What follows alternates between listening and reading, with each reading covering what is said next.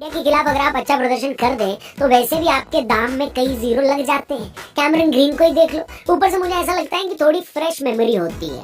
अगर आपने रिसेंटली बढ़िया प्रदर्शन किया है तो आपके सेलेक्ट होने के चांसेस कई गुना बढ़ जाते हैं। और लिटन दास के साथ तो ये दोनों बातें थी। उन्होंने इंडिया के खिलाफ भी अच्छा किया था और वर्ल्ड कप तो आपको याद ही होगा। ऊपर से शायद ये बात आपको सरप्राइज करे, लेकिन साल 2022 में लिटन दास ने इंटरनेशनल क्रिकेट में बाबर आजम के बाद सबसे ज्यादा रन बनाए। वो किसी भी भारतीय बल्लेबाज से आगे है, सूर्य कुमार यादव से भी आगे। ऐसे में मुझे काफी खुशी हुई जब कल सेकंड राउंड में उनको कोलकाता ने अपनी टीम में पिक कर लिया। मशरफ मुर्तजा और शाकिब अल हसन के बाद कोलकाता की टीम से आईपीएल खेलने वाले लिटन दास तीसरे बांग्लादेशी हैं और अपनी सिलेक्शन के बस एक दिन बाद टेस्ट मैच में वो बांग्लादेश की अकेली उम्मीद भी साबित हुए। लेकिन लिटन दास के जलवे से पहले जब गेम शुरू हुआ तो उस वक्त टीम इंडिया का जलवा था। खेल शुरू होने के 10 मिनट के अंदर अश्विन अपना काम कर चुके थे। इसके बाद सिराज ने अपना काम किया और पहले सेशन में देखते देखते बांग्लादेश के 4 विकेट गिर गए, जो कि इंडिया के 4 अलग अलग गेंदबाजों को मिले। कोई एचआर वाला टीम वर्क का एग्जांपल दिखाना चाह रहा हो तो टीम इंडिया का बॉलिंग स्कोर कार्ड दिखाया जा सकता है। बांग्लादेश का टॉप ऑर्डर एकदम ताश के पत्तों की तरह गिरा और उसमें बांग्लादेश के सीनियर बल्लेबाज मुशफिकुर रहीम और शाकिब भी शामिल थे।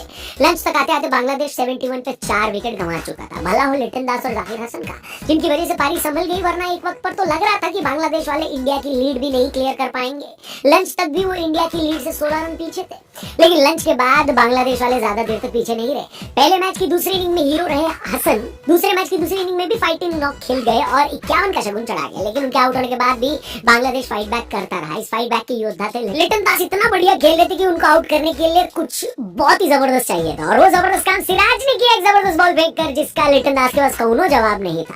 बल्कि अगर आप उस गेंद की हाईलाइट देखेंगे तो आप समझ जाएंगे कि शास्त्रों में इसे ही चारों खाने चित्त होना कहा जाता है। एक बार लिटन गए तो बांग्लादेश वाले लेट ही गए। 231 पर बोरिया बिस्तर सिमट गया। इंडिया को जीतने के लिए 145 का टारगेट मिला और अगर ये मैच आज ही हमें जीतना था तो ये टारगेट 23 ओवर में चेस करना। पहली ही गेंद पर शाकिब ने शुभमन को एकदम सामने फंसा लिया था, लेकिन पहले अंपायर ने उसे नॉट आउट दिया और फिर रिव्यू से पता चला कि गेंद लेग स्टंप मिस कर रही थी। शुभमन गिल बच गए, लेकिन अगले ओवर में शाकिब ने के राहुल को फंसा लिया। राहुल भैया आउट भी होते हैं तो ऐसे होते हैं कि रिव्यू की गुंजाइश नहीं रहती। वैसे भी के राहुल इस दौरे पर सिर्फ ट्रोल होने ही आए थे, होकर यहाँ भी चले गए, इसलिए उनका आउट होना हमको उतना खला नहीं। लेकिन जब चेतेश्वर पुजारा आउट हुए और उस विराट कोहली नहीं आए तो हम समझ गए कि टीम इंडिया का पैनिक बटन दब चुका है। और जब टीम खुद पैनिक बटन दबा रही है तो हम फैंस क्यों ना दबाएं।